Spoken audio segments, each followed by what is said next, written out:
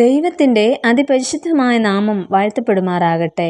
ഈ പകൽക്കാലത്തിൽ നമുക്കൊന്നിച്ച് ദൈവത്തെ മഹത്വപ്പെടുത്താം. ഇന്നത്തെ നമ്മുടെ വായനഭാഗം ഹോശേയ പ്രവചനം 1 മുതൽ 4 വരെയുള്ള അധ്യായങ്ങളാകുന്നു. ഇന്നത്തെ ചിന്തയ്ക്കായി വിശുദ്ധ ലൂക്കോസ് എഴുതിയ സുവിശേഷം 1-ാം അധ്യായം 1-ാം വാക്യം. ശ്രീമാനായ തെയോഫിലോസേ. ലൂക്കോസ് തൻ്റെ സുവിശേഷവും ചരിത്ര ഗ്രന്ഥമായ അപ്പോസ്തല പ്രവൃത്തികളും തെയോഫിലോസ് എന്ന വ്യക്തിക്ക് സമർപ്പിച്ച് എഴുതപ്പെട്ടവയാണ്. തെയോഫിലോസ് എന്നത് ഒരു ഗ്രീക്ക് പേരാണ്. ഈ വാക്കിൻ്റെ അർത്ഥം ദൈവത്തിൻ്റെ സുഹൃത്ത് അഥവാ ദൈവത്തിന് ഏറ്റവും പ്രിയപ്പെട്ട വ്യക്തി എന്നാണ്. യഹൂദരുടെയും യഹൂദേതരുടെയും ഇടയിൽ പ്രചരിച്ചിരുന്ന ഒരു പ്രധാന പേരുമായിരുന്നു തെയോഫിലോസ് എന്നത്. ശ്രീമാനായ തെയോഫിലോസിന് എന്ന് 2 പുസ്തകങ്ങളിലും തുടങ്ങുമ്പോൾ ആരാണ് ഈ തെയോഫിലോസ് എന്നത് ഇന്നും നമുക്ക് വ്യക്തമല്ല.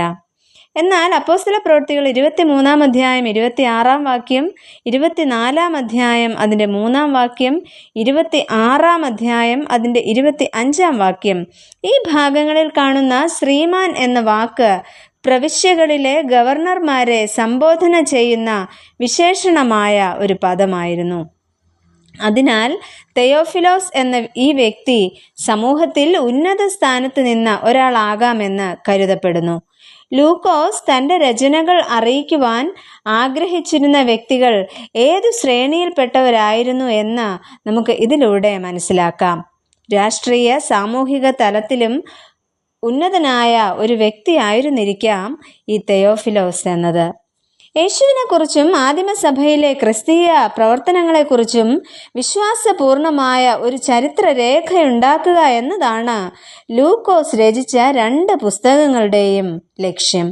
കാരണം കാര്യഗൗരവവും സൂക്ഷ്മതയുമുള്ള ഒരു ചരിത്രകാരനായിരുന്നു ലൂക്കോസ്. അതിനാൽ തന്നെ തെയോഫിലോസിനെ വസ്തുതകൾ ഗ്രഹിപ്പിക്കുന്നതിനായി സംഭവങ്ങൾ വ്യക്തമായും സൂക്ഷ്മമായും ലൂക്കോസ് എഴുതി ചിട്ടപ്പെടുത്തുന്നു. അങ്ങനെ രക്ഷാകരമായ സംഭവങ്ങളെക്കുറിച്ചുള്ള അറിവ് തെയോഫിലോസിന് ലഭിച്ചിരുന്നു. വിശുദ്ധ ലൂക്കോസ് എഴുതിയ സുവിശേഷം 1-ാം അധ്യായം 1 മുതൽ 4 വരെയുള്ള വാക്യങ്ങളിൽ നിന്ന് നമുക്ക് മനസ്സിലാക്കുവാൻ സാധിക്കുന്നത് തെയോഫിലോസ് ഒരു ക്രിസ്ത്യാനിയായിരുന്നു എന്നാണ്. അതിനാൽ ക്രിസ്തുവിനെ കുറിച്ചുള്ള അദ്ദേഹത്തിൻ്റെ ഭാഗികമായ അറിവിനെ പൂർണ്ണമാക്കണമെന്ന് ലൂക്കോസ് വിചാരിച്ചിട്ടുണ്ടാകാം.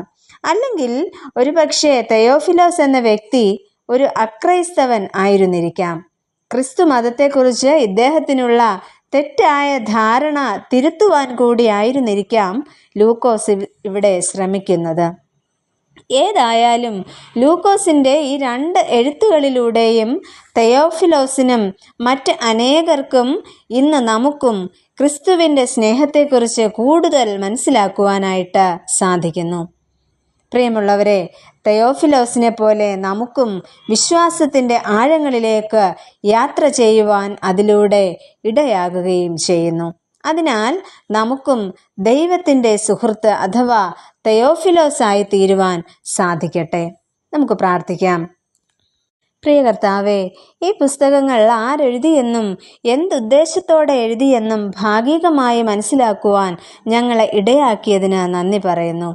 തിരുവചനം ദിനംതോറും വായിക്കുവാൻ, പഠിക്കുവാൻ, തെയോഫിലോസിനെ പോലെ വിശ്വാസത്തിൽ ഉറയ്ക്കുവാൻ ഞങ്ങളെയും അവിടുന്ന് സഹായിക്കണമേ.